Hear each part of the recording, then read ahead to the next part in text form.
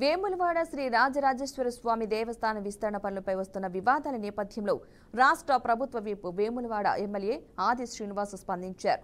రాజన్న ఆలయ విస్తరణ పనులు శృంగేరి పీఠాధిపతుల ఆజ్ఞ మేరకే జరుగుతున్నాయని అన్నారు. ఎక్కడా ఎలాంటి ఇబ్బందులు తలెత్తకుండా భక్తులకు మరింత సౌకర్యాలు కల్పించే దిశగా పనిచేస్తున్నామని స్పష్టం చేశారు. అలాగే ఆలయ అభివృద్ధి పనుల విషయంలో ఎవరికి ఎలాంటి స్వంత ప్రయోజనాలు లేవన్నారు. ఇప్పటికే ఆలయ పరిరక్షణ సమితి సభ్యులు, హిందూ సంఘాలు, రాజన్న భక్తుల అభిప్రాయాలు సేకరించామని తెలిపారు. రాబోయే రోజుల్లో ఎవరికైనా సలహాలు, సూచనలు ఉంటే స్వాగతిస్తామన్నారు. కానీ వదంతులను నమ్మి ఆందోళన చేయకుండా అందరూ రాజన్న ఆలయ అభివృద్ధిలో భాగస్వాములు కావాలని విజ్ఞప్తి చేశారు.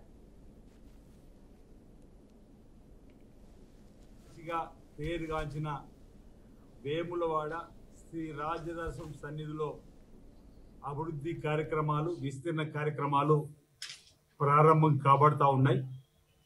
గౌరవ ముఖ్యమంత్రి శ్రీ రేవంత్ రెడ్డి గారి ఆదేశాలతోటి దేవాదాయ శాఖ మార్చులు కొండ సురేఖ గారు, జిల్లాకు సంబంధించిన మంత్రులు అందరం కూడా సుమారు 150 కోట్లు వెచ్చించుకొని ముందుకు పోతున్నటువంటి సందర్భంలో ఇప్పటికే 47 కోట్లతో రోడ్డు వెడల్పు కార్యక్రమం పూర్తి చేసుకున్నాం.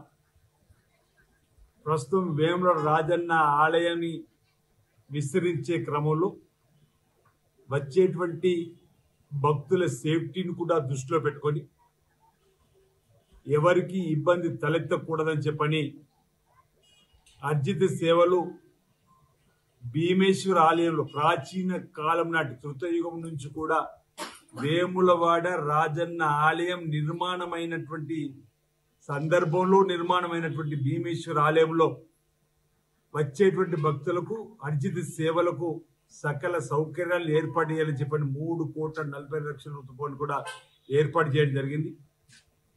నిన్నటి రోజు 11వ తేదీన అక్కడ వచ్చే భక్తులు కూడా అన్ని ఏర్పాట్లను కూడా పూర్తి చేయడం జరిగింది అన్నమాట. సందర్భంగా చెబుతూ దక్షిణ